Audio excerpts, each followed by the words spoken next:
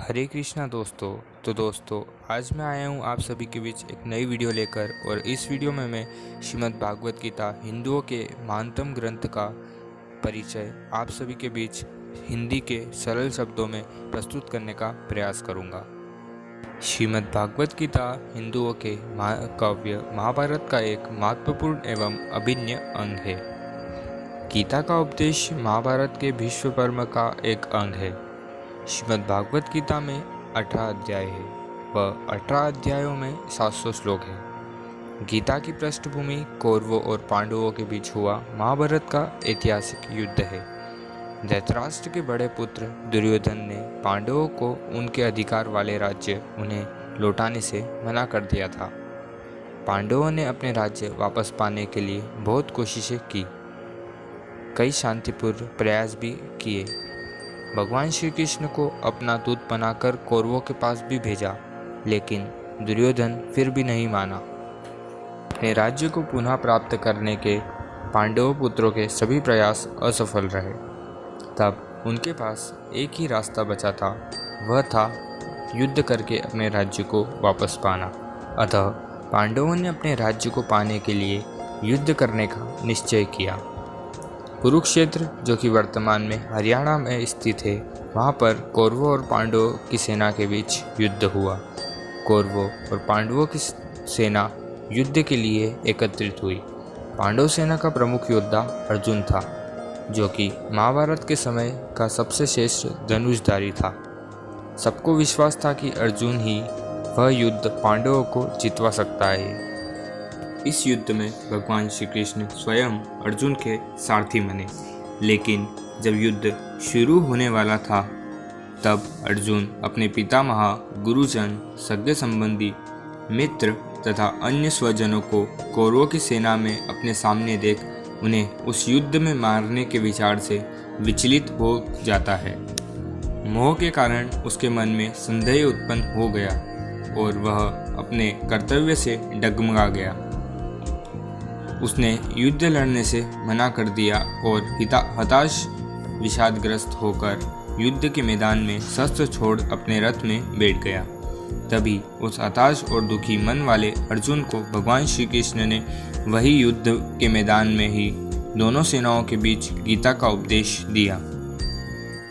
उन्होंने अर्जुन को आत्मा की अमरता, शरीर की निष्वरता, निष्काम कर्म, कर्तव्य, कर्मयोग, ब्रह्म ज्ञान, अवतरण का सिद्धांत, भक्ति, भागवत भक्ति, स्वधर्म, त्याग, संन्यास, प्राकृतिक गुण, क्षेत्र और क्षेत्रज्ञ का ज्ञान, मन को वश में करने के उपाय, 3 गुण सत, रजो और तमस तथा इन तीनों गुणों की आपस में क्रियाओं का असर, असुरी और दैत्य भाव, इच्छा, क्रोध और लाभ, इन तीनों पर नियंत्रण रखना, भवसागर में तैरने के उपाय इत्यादि के बारे में बताया।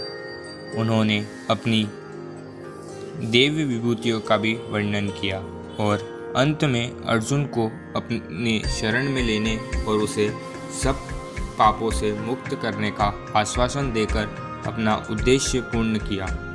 गीता का उद्देश्य सुनने से अर्जुन का विषाद, उसका सारा मोह और उसके सारे संदेह समाप्त हो गए।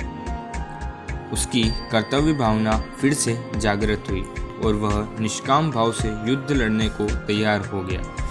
उसने वह धर्म युद्ध लड़ा, कौरवों को पराजित किया और अपने भाई युधिष्ठिर को उसका अधिकार वापस दिलाया। गीता सभी हिंदुओं के जीवन में एक विशेष स्थान रखती है। यह सिर्फ एक धर्म ग्रंथ ही नहीं, बल्कि वह गीता को सफल व संतुष्ट जीवन जीने के एक सर्वश्रेष्ठ मार्गदर्शक मानते हैं। गीता में जहाँ आध्यात्म के साथ दर्शन शास्त्र है, वहीं इसमें मानव जीवन में उठने वाली हर समस्याओं का हल भी मिलता है। विश्व भर के महान आध्यात्मिक उपदेशों में से केवल गीता का ही एकमात्र आध्यात्मिक उपदेश है जो युद्ध के मैदान में दिया गया है।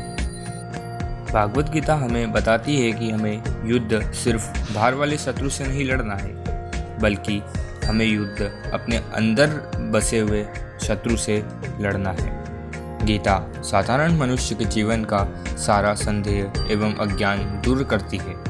वहीं गीता मनुष्य को आध्यात्मिक कर्म और मुक्ति का सही मार्ग दिखाती है। जीवन में हमारे शत्रु बहुत थे, वह न केवल हमारे चारों ओर है बल्कि हमारे अंतर मन में भी स्थित है। मनुष्य के अंत मन को शुद्ध करना गीता का उद्देश्य है। गीता में मोक्ष प्राप्ति के 4 मार्ग साफ साफ बताए गए हैं। ज्ञान का मार्ग, कर्म का मार्ग, ध्यान का मार्ग और भक्ति का मार्ग। हिंदू धर्म में यह चारों मार्ग मुक्ति के मार्ग माने जाते हैं।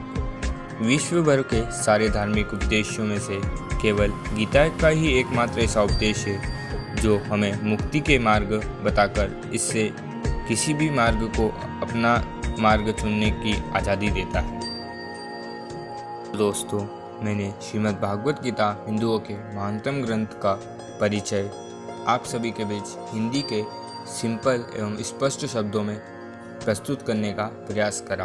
तो दोस्तों, आने वाली वीडियो में मैं आप सभी के बीच श्रीमद् भागवत गीता ग्रंथ का हिंदी अनुवाद आप सभी के बीच प्रकाशित करूँगा।